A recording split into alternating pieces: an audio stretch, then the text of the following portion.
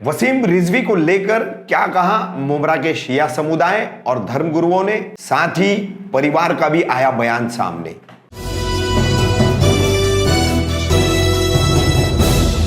मैं रफीक कामदार, हिंदुस्तानी रिपोर्टर में आपका स्वागत है। कुरान की 26 आयतों को हटाने के लिए इन्हें जबरन कुरान में घुसेड़ने का आरोप लगाते हुए एक याचिका शिया वक्फ बोर्ड उत्तर प्रदेश के सदस्य वसीम रिजवी द्वारा सुप्रीम कोर्ट में दायर की गई है। और ये बात जैसे ही आम हुई है, समूचे मुस्लिम समाज में आग लगी हुई है। हर फिरका, हर मसलक वसीम रिजवी के इस कदम की भर्त्सना कर रहा है, निंदा कर रहा है। कहीं कहीं तो सर कलम करने के इनाम भी घोषित किए गए हैं। ऐसे में ही वसीम रिजवी का सीधा संबंध शिया मुस्लिम समुदाय से आता है, इसलिए शिया समुदाय की भूमिका की ओर सभी की नजरें टिकी हुई थी। लेकिन शिया समुदाय ने अपनी भूमिका स्पष्ट कर दी है कि जो कुरान का नहीं, कुरान को मानने वाला नहीं, वो हमारे समुदाय से हो ही नहीं सकता। इस संबंध में बड़े शिया मुस्लिम धर्मगुरुओं की भी प्रतिक्रिया आ चुकी है। आयतुल्ला अल सिस्तानी के फतवे का भी मामला सामने आ चुका है। ऐसे में ही मुमरा कौसा में भी शिया समुदाय द्वारा रविवार को एक प्रेस कॉन्फ्रेंस की गई और अपनी बातें इसमें रखी गई और अपील की गई कि वसीम रिजवी की आड़ में शिया समुदाय को इस मामले से न जोड़ा जाए और शिया समुदाय से संबंधित इस मामले से जो है इस तरह की बातें न की जाए। शिया समुदाय वसीम रिजवी के खिलाफ है और खिलाफ ही रहेगा। वहीं दूसरी तरफ एक वीडियो जारी किया गया है वसीम रिजवी के परिवार की तरफ से, उनके भाई ने जारी किया है और उनके भाई ने अपने पूरे घर की क्या सोच है, क्या बात है उनकी तरफ से, परिवार की तरफ से, वो उन्होंने रखी है। पूरी तरह से जो है वसीम रिजवी को घर वालों ने खारिज किया है हर संबंध से, हर ताल्लुक से। तो देखिए, दोनों बातें आपके सामने रख रहे, जिसमें शिया समुदाय की प्रेस कॉन्फ्रेंस में एफआईआर दर्ज करने के प्रोसेस पर समुदाय के नेता एयाज अहसन ने भी क्या बातें रखी है वो भी रखी गई है। वो लखनऊ से वसीम रिजवी, जिन्होंने रिट पिटीशन दाखिल किया है सुप्रीम कोर्ट में कि कुरान में से 26 आयतों को हटा दिया जाए, और उस पर ऑब्जेक्शन दिया हुआ है उन्होंने। जबकि आपको अच्छी तरह पता है कि कुरान की शान में गुस्ताखी कोई मुसलमान या किसी मुसलमान में, हमारे जो 72 फ़िरके हैं उनमें से कोई भी फ़िरका कुरान के एहतराम में अगर गुस्ताखी हो तो वो कबूल नहीं करेगा। शिया जमात इसकी पुरज़ोर मज़म्मत करती है और वसीम रिजवी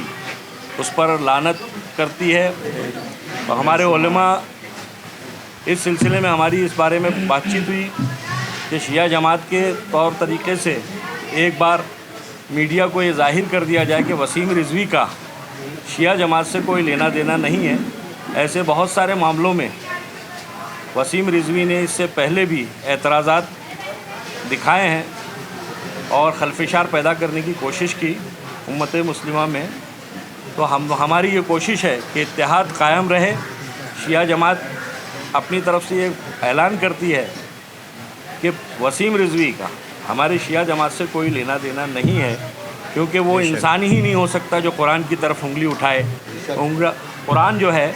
वो एहतराम के लिए, सिर्फ मुसलमान के लिए एहतराम के काबिल नहीं, तमाम मज़हब व मिल्लत के लोग उसका एहतराम करते हैं। जिस तरीके से एक मुसलमान गीता को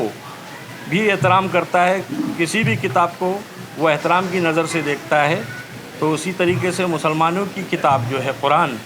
उसको हर मज़हब के लोग एहतराम से देखते हैं और एहतराम से नाम लेते हैं। तो ऐसी किताब पर उंगली उठाकर वसीम रिजवी ने न कि मुसलमान न होने का दावा, समझ लीजिए, मजबूत हो चुका है कि वो मुसलमान नहीं है जो कुरान की तरफ उंगली उठाए। तो आप लोगों से ये पुरज़ोर गुजारिश है कि उसे शिया जमात से न जोड़कर एक ऐसे मलून की शक्ल में देखा जाए जो कि इंसानियत का दुश्मन है और इस्लाम का दुश्मन है। अभी इसके बाद दिगर हमारे उलमा यहाँ मौजूद हैं, अपनी अपनी राय वो इस पर पेश करेंगे। मिनश्शैतानिर्रजीम, बिस्मिल्लाहिर्रहमानिर्रहीम। मैं आज के इस प्रेस की ज़ुगायत जिसे बरादरम एयाज अहसन साहब ने पेश कर दिया, ممرہ کوسا شیعہ اثنا عشری جماعت کے زیر انتظام لی گئی یہ پریس کانفرنس ہمارے نزدیک وسیم رضوی کوئی مسئلہ نہیں ہے، کیڑے مکوڑوں کی کوئی حیثیت نہیں ہوتی، لیکن جیسے ایک وائرس اس وقت پوری دنیا کو اپنی لپیٹ میں لیے ہوئے ہے تو اس وائرس کی کوئی حیثیت نہیں، وہ نظر بھی نہیں آتا، لیکن نقصان پوری انسانیت کو پہنچ رہا ہے، اس کی بنیاد پر بچنا بہت ضروری قرار دیا گیا۔ اسی طرح وسیم رضوی بھی ایک کیڑا مکوڑا ہے، اس سے زیادہ اس کی حیثیت نہیں ہے، اسے آپ لوگ کوئی اہمیت مت دیں، بلکہ یہ سوچیں کہ اس کا یہ جراثیم چونکہ مسلمانوں کے فرقوں میں اختلاف کا سبب بنے گا، اور وہ اتحاد جو خاص طور پر میں اس وقت ممرہ کوسا میں دیکھ رہا ہوں، یہ پورے مہاراشٹر اور رسول بلاد کا ایک ایسا گلدستہ ہے ممرہ، جہاں ہر مذہب ایک دوسرے کے لیے اور ایک دوسرے کے مفاد کے ساتھ کھڑا ہوا ہے، ہر مذہب ایک دوسرے کے عقیدے کو سمجھ رہا ہے، بڑی قربتیں ہوئی ہیں بہت سارے مقامات پر، حتیٰ کہ اسی ممرہ میں کل جماعتی تنظیموں کے حوالے سے ان حقوق پر بھی تمام مسلمان ایک ساتھ کھڑے ہوئے نظر آئے کہ جن حقوق پر سارے مسالک کے یہاں مسائل نہیں ہیں، پھر بھی مسلمانوں کے حق کے لیے ایک دوسرے کے ساتھ کھڑے ہوئے نظر آئے۔ مجھے افسوس یہ ہونا پڑتا ہے کہ کیا آج ہمیں شیعہ ہونے کے ناطے یہ بتانا پڑے گا کہ وسیم رضوی کا شیعہ ہونے سے کوئی تعلق نہیں ہے؟ کیا مسلمانوں کو یہ مسئلہ نہیں معلوم ہے کہ وہ کسی بھی گھرانے سے ہو، اگر قرآن مجید کے خلاف بولتا ہے تو اس کی حیثیت آیت اللہ خمینی کے فتوے کی روشنی میں واجب القتل کی ہے؟ دونوں کے درمیان صرف فرق اتنا ہے کہ سلمان رشدی نے اسے معاذ اللہ شیطانی آیات کہا تھا، اس نے آتنکی آیات کہا ہے، یہی اتنا ہے۔ اور جو لوگ کچھ مولوی حضرات ہیں ہمارے مسلک سے ہٹ کر جو اس کو وسیم رضوی کے ایجنڈے کے تحت ہوا دے رہے ہیں، وہ شیعہ شیعہ کہہ رہے ہیں، میں فقط ایک ہی جملہ ہاتھ جوڑ کے کہوں گا کہ سلمان رشدی شیعہ نہیں تھا، ضرور غیر شیعہ کے کسی نہ کسی فرقے سے آیا تھا، سنی رہا ہو، دیوبندی رہا ہو، اہل حدیث رہا ہو، کوئی بھی فرقے کا رہا ہو، شیعہ تو نہیں تھا نا، لیکن کبھی کسی شیعہ کی طرف سے آواز نہیں آئی کہ یہ فلاں مسلک سے تعلق رکھتا ہے، کیونکہ شیعہ جانتا ہے کہ قرآن کے خلاف بھونکنے والا واجب القتل ہے، ایسی بے حرمتی کرنے والا، کیونکہ ایک ایک آیت کی ضمانت اللہ نے اپنے حوالے کی ہے، اور یہ جو اس نے کمبختی کی ہے، ہندوستان کی عدالت نہیں طے کر سکتی کہ قرآن حکیم کیا ہے، کیونکہ ہندوستان کی عدالت ایک ملک کی عدالت ہے اور قرآن عالمین کی عدالت ہے۔ قرآن کا مقابلہ آج ہماری عالمی عدالتیں بھی نہیں کر سکتی، اور سب سے بڑی چیز یہ یاد رکھیے گا کہ عدالتوں کا نظام جو قرآن حکیم نے پیش کیا ہے، ہم آج بھی قرآن مجید کو چیلنج بنائے ہوئے، اس نے سستی شہرت کے لیے سپریم کورٹ میں یاچکا دائر کر کے شہرت لینے کی کوشش کی ہے، ورنہ یہ مسائل علمی تھے، اگر اسے کچھ جاننا ہوتا، سمجھنا ہوتا تو یہ نجف جاتا، قم جاتا، سعودی جو ہے یونیورسٹی جاتا، جامعہ ازہر مصر جاتا، اسلام کے جتنے مراکز ہیں وہاں جاتا، لیکن اس کا مقصد اختلاف پیدا کرنا تھا۔ میں آپ تمام صحافی حضرات سے، تمام پترکار بندھوؤں سے میں یہ اپیل کرتا ہوں کہ آپ زیادہ سے زیادہ اس سازش کو اسی طرح ناکام بنائیے جس طرح سے کورونا کو ناکام بنانے والے کورونا یودھا بن گئے، آپ بھی انسانیت کے یودھا بنیے اور ایسی کسی بھی سازش کو ناکام کرنے میں آپ ملت کی مدد کیجئے، یہ آپ کا اس وقت سب سے بڑا حق ہے۔ اور اب اسی کے ساتھ ہمارے دیگر اکابر، ایک بات ہے کہ سوشل میڈیا پر ایک مانگ ہو رہی ہے، تمام فرقوں سے، مطلب شیعہ فرقے سے اپیل کی جا رہی ہے کہ وسیم رضوی کے خلاف اپنے اپنے مقامی پولیس اسٹیشنوں میں ایف آئی آر درج کرنے کے لیے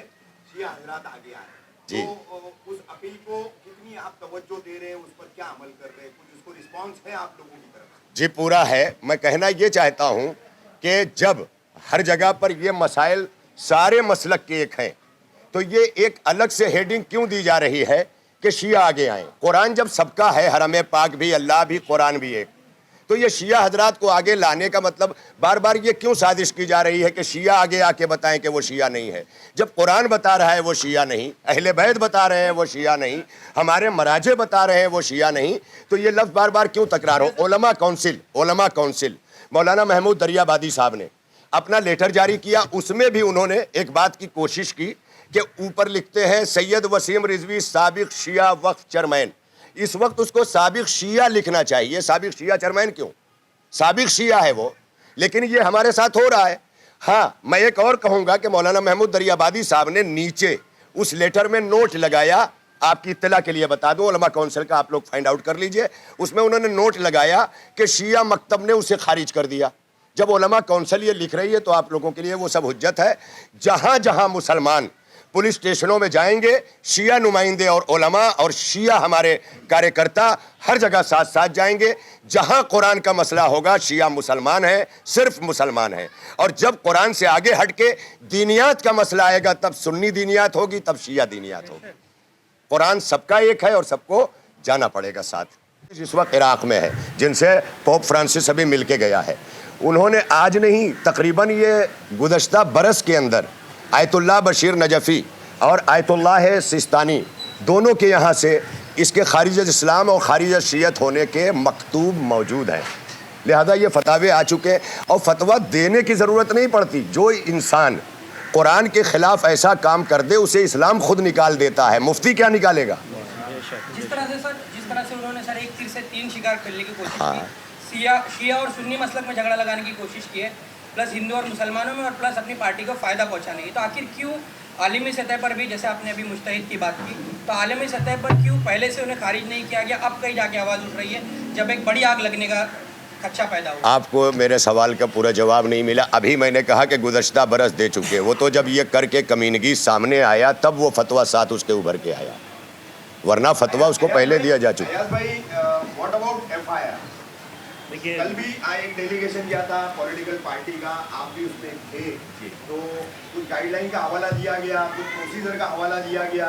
और एफआईआर करने के लिए 7 दिन का टाइम दिया गया, ऐसा बोला गया। क्यों नहीं होती एफआईआर ऐसे मामले में जब रिलीजियस सेंटिमेंट जो है ये इतने बड़े पैमाने पर हट किए जाते हैं, दुखाए जाते हैं, धार्मिक भावनाएं दुखाई जाती है, लेकिन उस मामलों में जब शिकायत करने जाओ तो ये प्रोसीजर और गाइडलाइन की बात करके उसको टाला जाता है?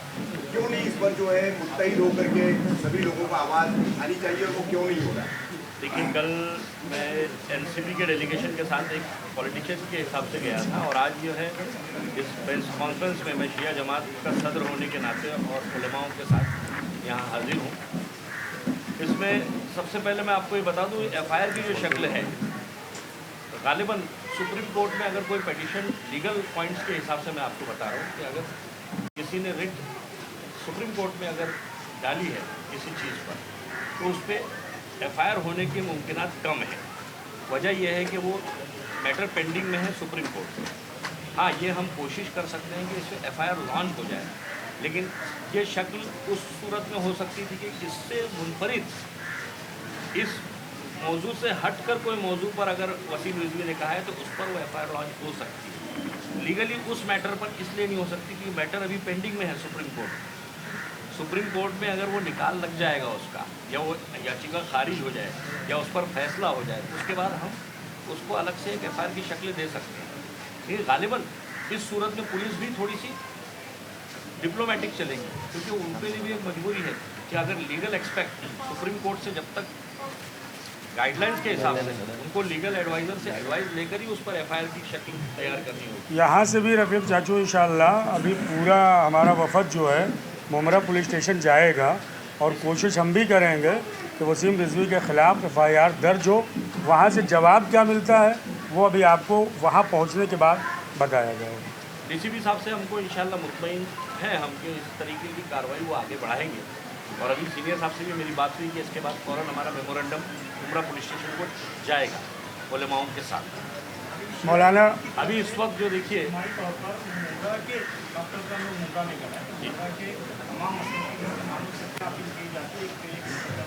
ये हमारे नमाज जुमा के इज्मा में है,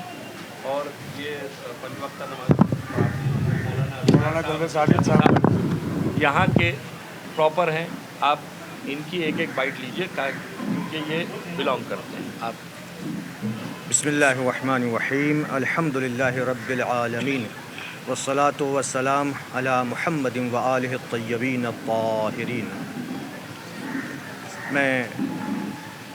पहली बार प्रेस के सामने आया हूँ चूँकि ये ऐसा मसला है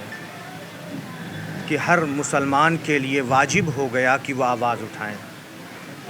कुरान के ख़िलाफ़ अगर कोई बोल रहा है तो हर मुसलमान पर بلکہ میں کہوں گا ہر انسانیت پر واجب ہے کہ وہ اس کے خلاف آواز اٹھائیں، چونکہ قرآن مجید ایسی کتاب ہے کہ جس کے لیے خود اللہ تعالیٰ فرما رہا ہے،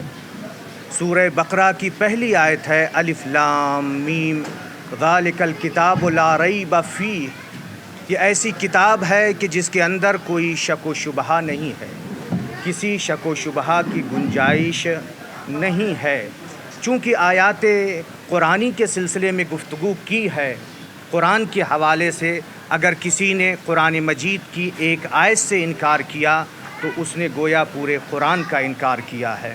اور جو بھی منکر قرآن ہے وہ دین سے خارج ہو جاتا ہے، وہ مرتد ہے۔ تمام فرقوں کی نگاہ میں یہ مسئلہ ہے، اور قرآن مجید خود کہہ رہا ہے